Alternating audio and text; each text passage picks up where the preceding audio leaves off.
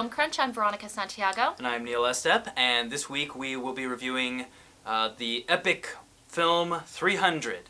300 is the fictional story based on the Battle of Thermopylae in 480 BC.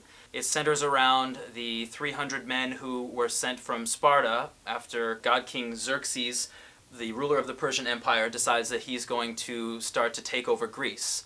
Well, he sends a messenger to the king of Sparta, Leonidas, and Leonidas decides that he's not going to accept Xerxes' terms, and he's going to try and defend the freedom of Sparta and really of Greece.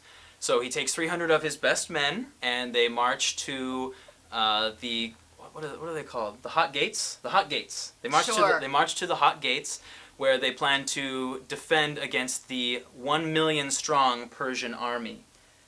The film is based on a graphic novel by Frank Miller entitled 300, and is directed by Zack Snyder. And Veronica, what did you think of 300? You know, what's really funny about this movie is that, you know, even though I don't necessarily know what movies are going to be about, a lot of movies I still hear about before they came out, but when you mentioned that we were going to watch this movie, I had not heard a thing about this movie. I don't know what it was about it. And then when I went home and told my husband we're watching 300 next week, he like practically salivated. So I knew at that point it must have been some geek man thing. And whoa. Okay. What? 300... Are you denying that you're a geek or a man? No, I'm not denying that. But I'm saying that it appeals to more than just the geeks. And I'm sure it does, men. now knowing what it's about. But it was like the secret buzz that went about that only geeks or men. Yeah, I don't remember the last time that there was such hype. But how did you find out about the movie? I think I heard about it online a long time ago. Does that kind of go with the whole geek on? What? Non-geeks aren't online? All I know is I hadn't heard about it.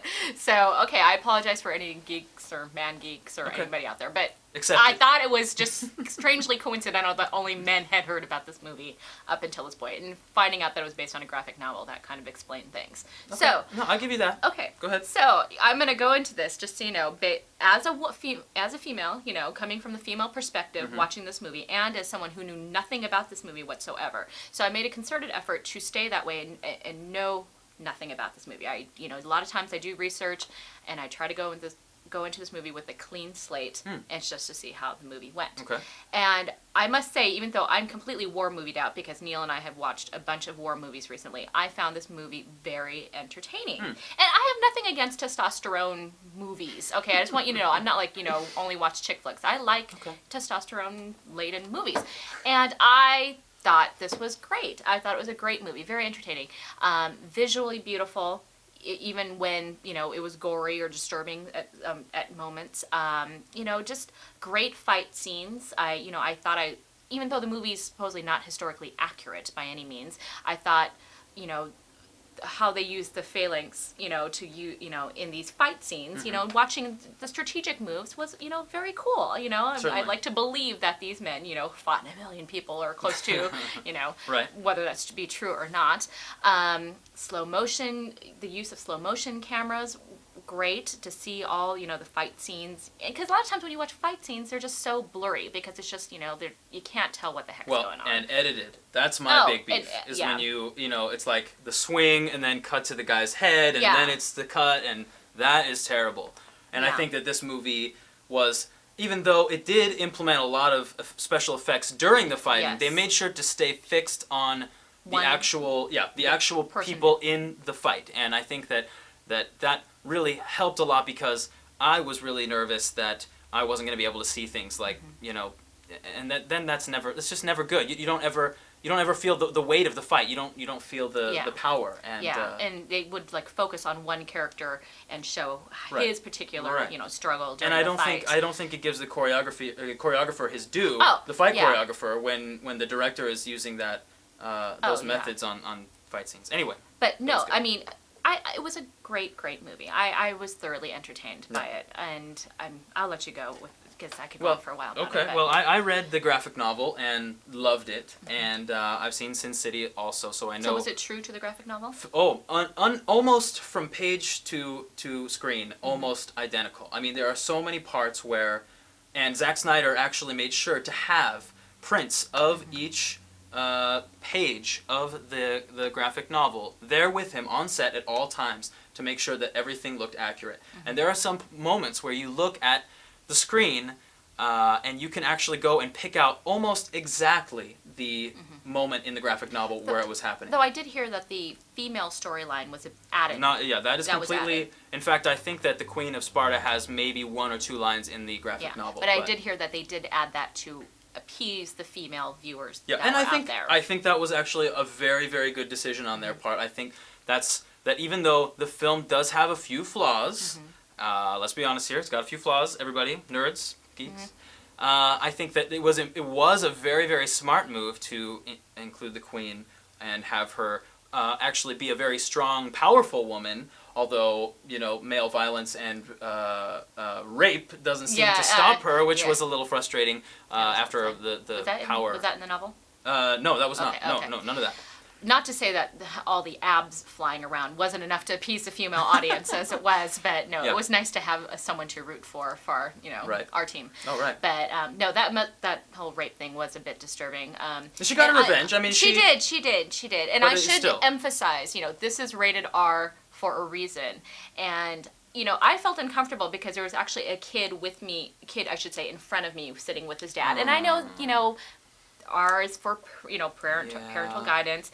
But for this particular movie, I felt extremely uncomfortable, especially for certain scenes. And there was like this porn freak show later on in the movie. And I was just like, I felt so bad for the dad. And there was gratuitous sex in this movie for, to appease all the male members of the audience. And I should just say it is rated R for a reason. And, aside from the violence, And the orgy scene with the llama, all that stuff, none of that was in the graphic novel either. So these are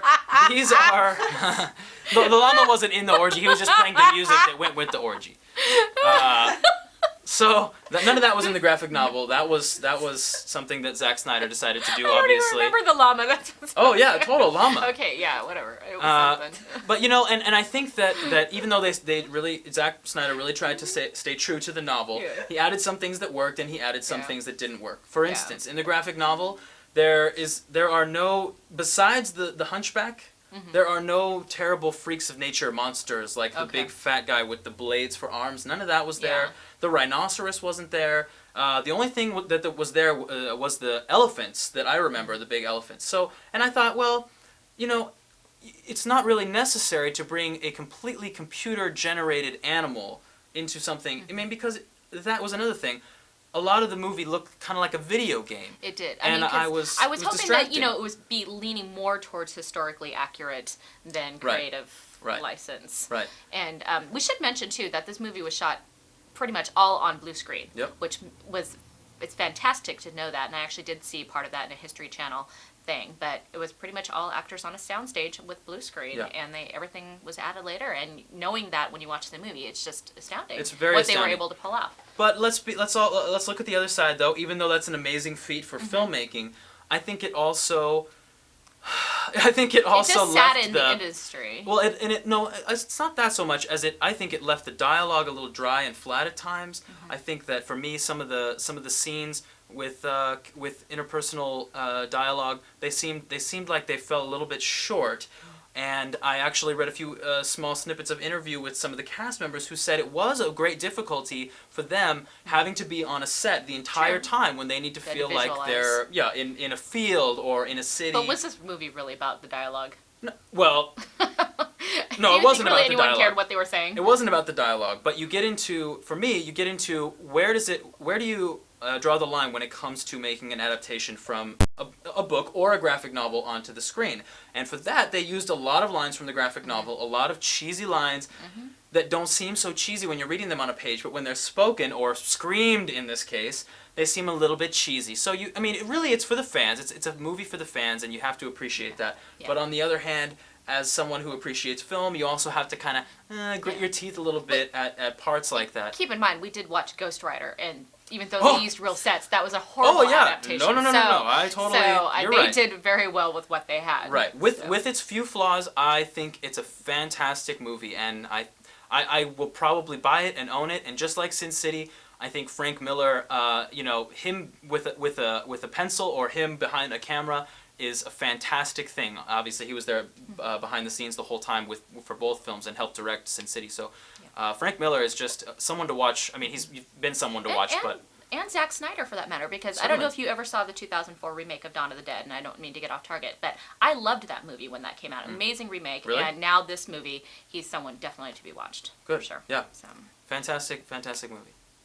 Check it out. 300. Sparta!